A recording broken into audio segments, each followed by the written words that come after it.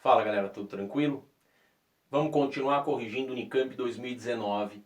Essa questão é uma questão que você tem que ler com muito carinho. Por quê? Porque é um tema que muitas vezes é desprezado por você na hora de estudar, né? É muitas vezes um tema que é um pouco complicado e aí a gente deixa um pouquinho de lado, porque nem todo mundo gosta dessa parte da matéria. Então, olha com muita atenção, olha com muito carinho, porque senão você vai cometer uma bobagem que elimina muita gente, que faz muita gente perder ponto. O negócio é o seguinte, a Unicamp sabe que ela não pode esperar que todos os alunos estudem tudo.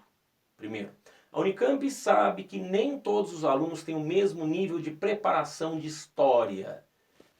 Tudo bem? De preparação de história. Nem todo mundo assistiu a mesma qualidade de aula de história. E se nem todo mundo assistiu a mesma qualidade de aula, né, e eu estou selecionando aluno, não estou selecionando professor, algumas questões são como essa aqui.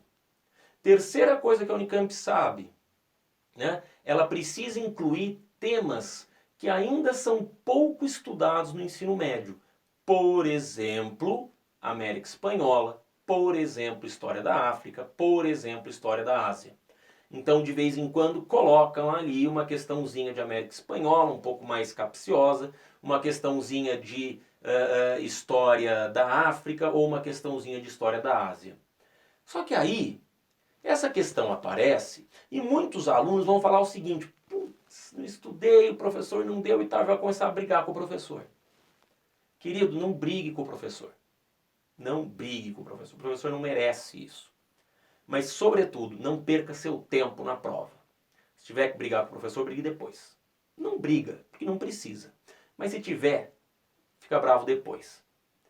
Presta atenção. Presta atenção. Eu vou ler esse texto aqui. O texto da Unicamp diz o seguinte: a seguir, leia um trecho da petição ao rei da Espanha, escrita por Juan Garrido, conquistador residente na cidade do México em 27 de setembro de 1538. Bicho, a Unicamp está te dizendo isso.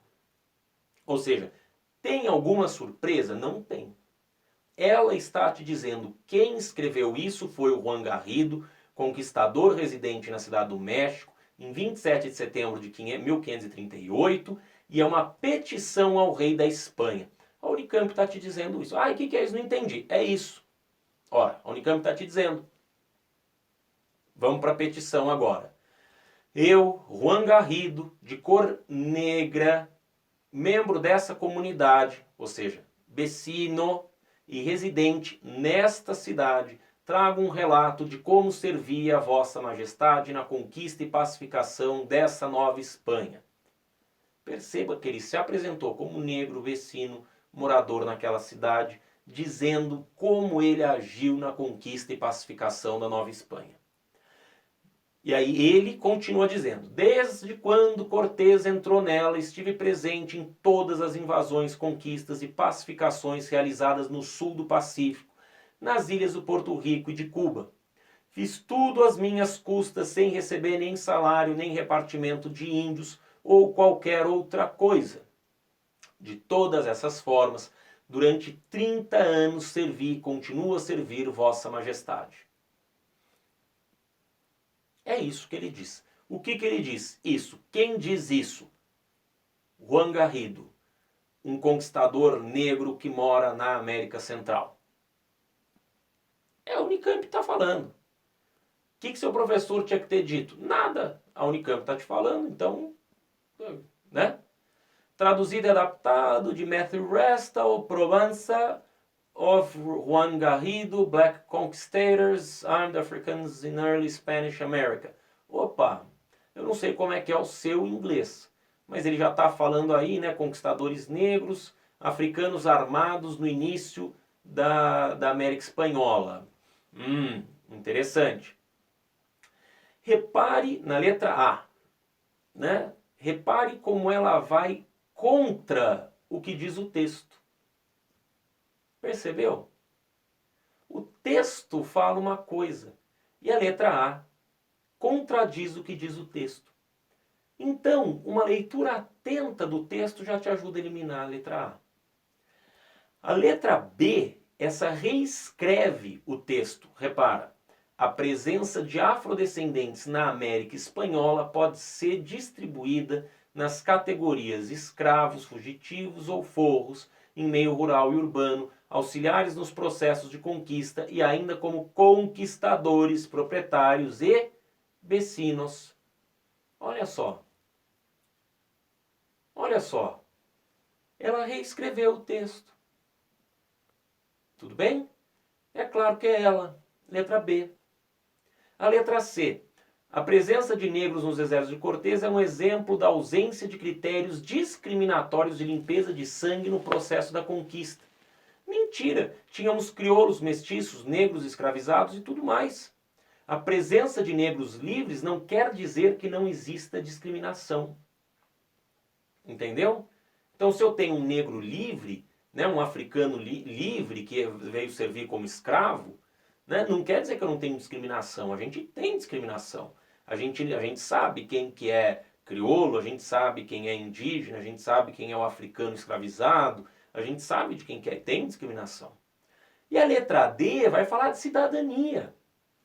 Cidadania não pode ser no século XVI. Cidadania aparece no século XVIII. Então é um anacronismo, reparou? Tudo bem? Então, perceba como se você ao ler o texto de maneira desatenta, você ia se perder. Por isso que você não pode sair brigando com o seu professor. Entendeu? Uma leitura desatenta, o que significa? Significa que você não vai atingir o objetivo da questão. Se você perder tempo, você vai usar mais tempo do que você precisa. Não faça isso. Leia o texto. Se o texto for estranho, for de um assunto estranho, leia com mais atenção ainda, porque esse texto vai se fazer mais relevante ainda. Tá bem? Observa que a questão foi elaborada a partir dos itens programáticos, leitura crítica de documento histórico e análise reflexiva dos contextos em questão, além de procedimentos de uma história não eurocêntrica, povos, sociedades e culturas em um contexto plural, além de conquista e colonização das Américas, religião, política. Repara que tem uma lista imensa, né, de questões que são resolvidas justamente, de objetivos da prova de história, que estão conectados nessa questão. Tá? Então, o correto é a letra B. A questão exigia a leitura atenta de um documento histórico produzido por um vecino na América Espanhola e a compreensão das múltiplas descrições identitárias e funções coloniais que os afrodescendentes tiveram na história da conquista e da colonização. Esses papéis, como indica o próprio documento histórico, ainda não foram tardios, não anulavam critérios discriminatórios de limpeza de sangue no processo de conquista da América Espanhola e não se limitavam à atuação como mão de obra escravizada em plantações, em serviços domésticos ou como trabalhadores sem especialização em núcleos urbanos. A questão teve uma porcentagem de acerto próxima de 44%, o que significa uma dificuldade média. Provavelmente só não acertou, né, essa questão mais gente, né?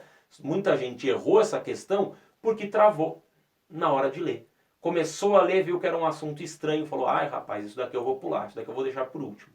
Não faça isso na prova de história, não faça isso. Na prova de história não pule. Na prova de história tenha atenção naquilo que você está fazendo. Tudo bem? Leia o texto com atenção. Tá certo? Abraço. Até mais.